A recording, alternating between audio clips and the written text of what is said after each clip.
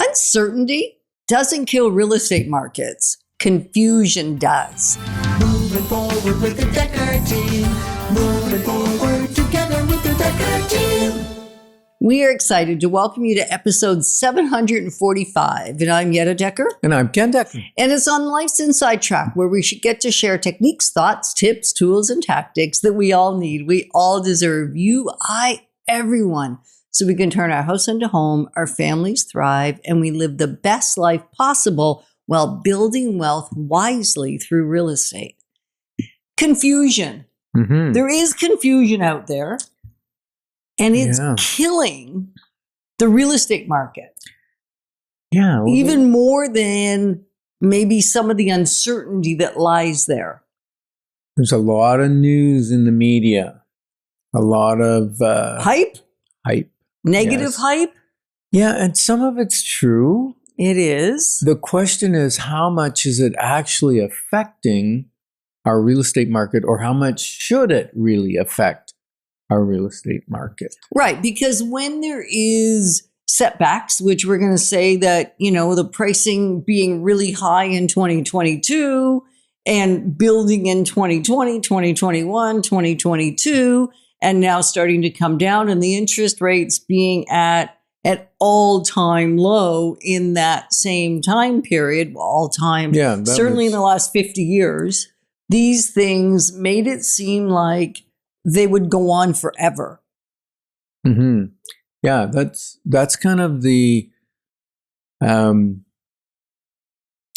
abnormal, right? And we got used to it very quickly because it's extreme. It's like, it's the anomaly. Yeah, it's kind of like free money is the way we were talking about it at the time, right? Like, you might as well go out and mortgage because what a great rate. Like it was out, inflation was outpacing interest rate. Right.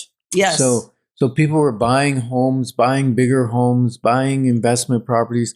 Now, sometimes they got reckless, and some people are paying the penalty for that now, right? The consequences, not the penalty, but the consequences of being reckless with thinking that we'll buy things speculatively or whatever, and prices are going up, so how can I lose?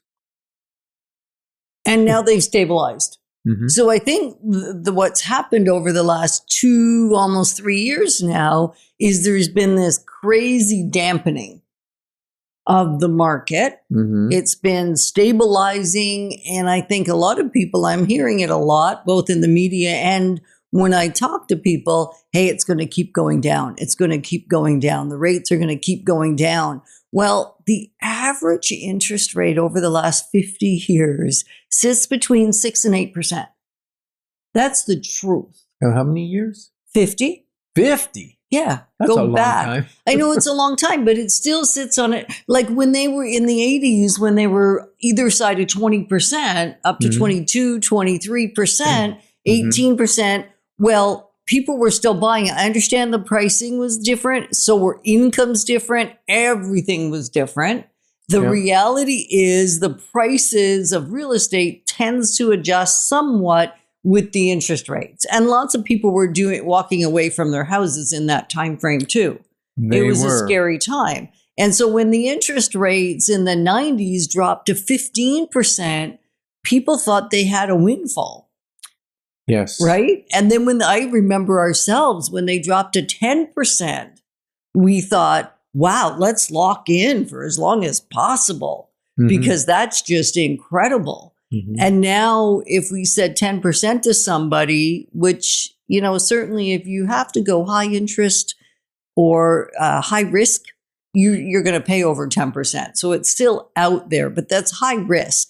And we're talking, ideally, we're going to avoid the high risk conversation. Mm-hmm.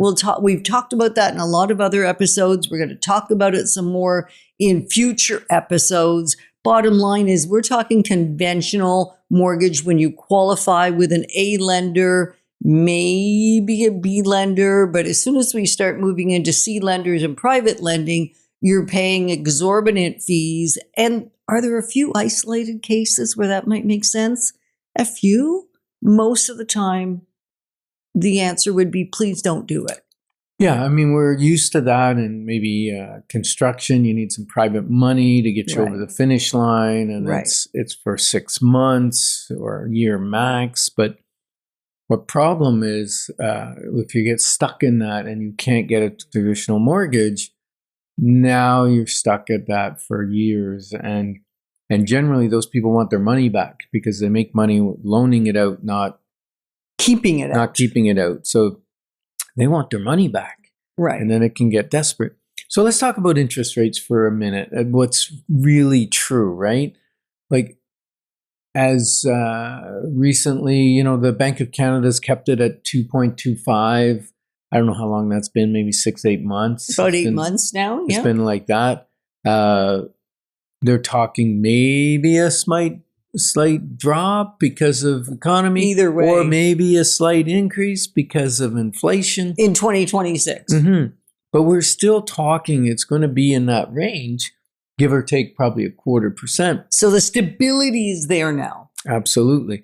So variable rate mortgages, people are getting anywhere from 3.8 to 4 and a quarter, somewhere in there. Okay. You can also get locked in mortgages, 5-year rates. Either side of rates 4, out there, right? just either side of 4. Anytime I think you're under 5, you're doing amazing. Well, when the average over the last many years has been between 6 and 8, I'm thinking if you're under 6, you're doing fantastic. Uh-huh. And we have to take into consideration the prices, of course. That has to be part of the conversation. And your income, and where do you qualify, and what are your total debt service ratios and your gross debt service ratios. Those are things the bank is going to look at. The banks and even CMHC are not in the business of loaning out high risk money. No.